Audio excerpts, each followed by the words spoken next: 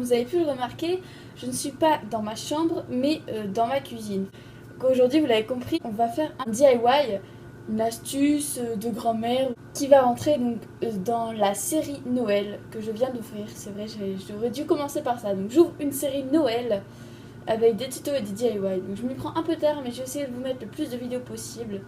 Bref, donc aujourd'hui, comme je vous ai dit, c'est une astuce de grand-mère pour se faire un soin pour les mains. Comme vous savez, en hiver, il fait froid et avec le froid, eh bien, la peau de vos mains se craquelle et vous avez super mal aux mains. Eh bien, avec le soin que je vais vous proposer, plus de problèmes aux mains. Votre peau va devenir une peau de bébé et vos mains vont être toutes douces. Allez, je vous montre comment on fait.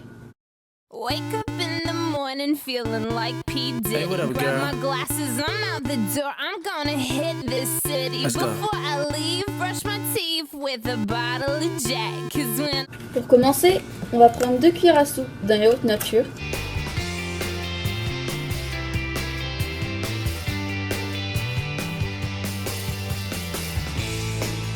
Le reste, hein, on n'en aura pas besoin. Puis on prend une cuillère à soupe de miel.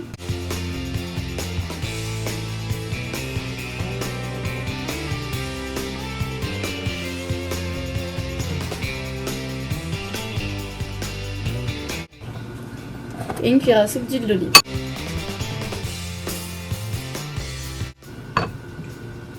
Et enfin, on va se prendre le jus d'un demi-citron pressé, donc.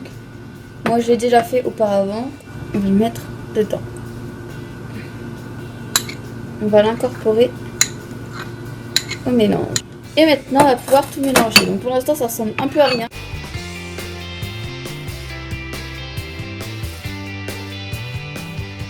Donc, si vous voyez que c'est trop liquide, vous pouvez essayer de remettre du yaourt pour donner de la consistance à la pâte. Mais bon, là, moi, ça va.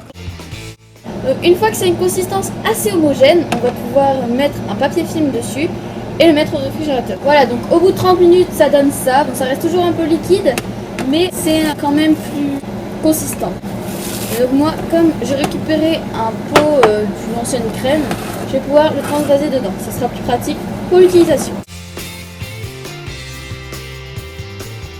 Et maintenant, on va voir comment on se sert de la préparation que l'on a réalisée. Donc tout d'abord, il faut humidifier ses mains. Maintenant que les mains sont humides, on va prendre la crème, enfin le soin, et on va le placer sur ses mains. Un peu comme si vous utilisiez un savon en fait. Et on n'hésite pas à en prendre en quantité afin de bien le placer partout là où la peau est assez abîmée. Voilà. Donc il faut masser les mains. Donc on masse aux endroits sensibles.